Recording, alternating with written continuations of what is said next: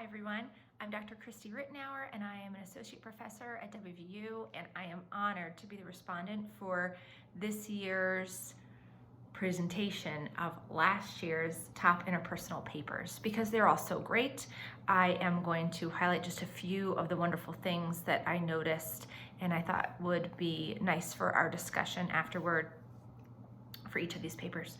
So let me start with Dr. Valerie Rubinsky's paper entitled Exploring the Relational Nature of Identity Gap Management in Sexual Communication. So what's not to love? We're talking about sexual communication, communication theory of identity, important, practical, and beautifully written. So right from the start, Dr. Rubinsky reminds us that when we talk about sexual communication, we're not just talking about communication, self-disclosure around sex, but even the act itself is communicative. And so then what a nice transition into comm theory of identity, in which communication and identity are one and the same. So it's a beautiful combination here. The specific points of inspection regarding these potential nuances and overlaps of what she nicely describes as non-normative, in the sense of how other humans talk about them, talking about non-normative relationships. And a great example of what we always tell our students: don't just say this hasn't been studied here before and it's worth studying because they're treated differently. She really gets into the nuances of that here in the Lit Review, which is commendable and important, and in an identity and a communication way. Also a wonderful positive that the sample consists of more than just younger adults. So it's not just diverse in the types of relationships that are incorporated here, but also in the age, which this is like one of my favorite rants, but it made me so happy to see that there was inclusion of older adults, even though we get to age 65, so that's the younger older adults as opposed to old, which is a term that gerontologists use, those who are 75 and older. And this topic I thought would be so wonderful to even focus in more in that realm, in the ways that Valerie explores it here. I just love that. That was such a great thing about the sample. I want to talk about the results primarily in the little time that I have. So I wished, as a human, not as a scholarship's great, I wished as a human to see more positive resolutions here. In that frequency table, there's a great frequency table. Of course, this has already been published in the Intercultural the Journal of Intercultural Communication Research. It's a great piece. And I'm talking about the frequency table that exists there. And it just shows how important this work is, that much of what we're reading here, much of what we see in the descriptives is it is not going well, and really a need for more on this. You can literally feel the tension in that frequency table. You can feel the tension of the humans and their partners, perhaps, when you read the descriptions of the attempts to resolve or the lack of attempt to resolve these identity gaps. Then we get into the rich descriptions, and this is where we see one of the many benefits of qualitative research, bringing this theory to life, bringing these experiences to life. I did not expect to read that a person trusted to engage in sexual activity with an African American woman would then call her a slave. I am not surprised that such a horrible thing occurs, but it jolted me to read it here. And that gap hits at every one of the levels. When you think of that, a gap, experiencing that, it strongly punctures all of the layers of her identity, personal, enacted, social, relational, cultural.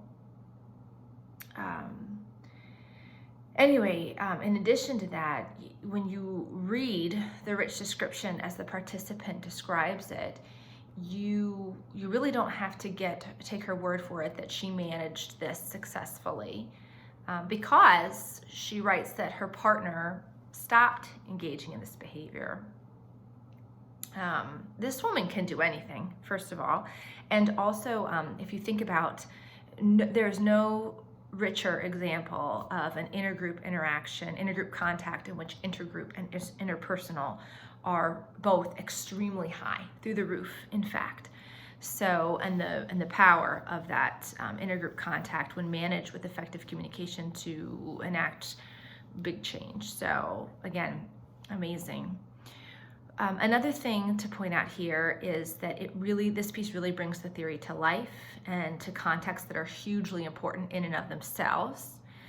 I'm referring to sexual communication, and I am referring to the diverse relationship types that are employed here. But it is also useful when thinking about identity gap resolution across the board. And that would be my first major point of discussion. So with that in mind, what would be the next steps when we see the positive outcomes, positive health outcomes, positive intrapersonal outcomes, positive in all these ways? What are the ways that comms scholars can take these findings and bring them to a broad audience across more contexts? For instance, when Dr. Rubinsky talks about the use of safe words in couples communication, about the use of focusing on other important activities in the relationships, dyadic and even broader relationships that we share with other people, as well as intrapersonal processing of the gaps that we experience in our relationships, in our intimate relationships, and when and how to share with the partner. These are some of the things that can help outside of this context. So how do we as comm scholars see what are the next steps of bringing these to the public so that they can be more broadly employed?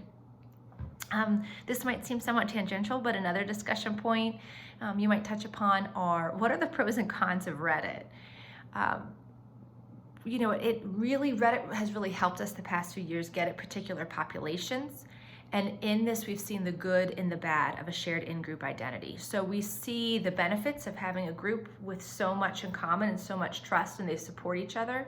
But also we see that Reddit provides people the opportunity to exclude diverse ways of thinking and managing. And so as researchers, that's of course something we have to think about moving forward. Finally, I want to conclude by saying that Dr. Rubinsky really illuminates the interpersonal theme, that it truly takes two to make things work. Throughout this manuscript, we read that no matter the strategy enacted by the participant, no strategy can make up for the communication and identities within that other partner or partners. Still, even if it leads to an ended relationship, we see here a tenet of CTI and of the broader interpersonal literature that kindly sharing, in a supportive way sharing one's intimate self with another is something that brings peace, as it brings us closer to who we are and thus helps us grow into the people and the relationships that are best for us. Wonderful piece.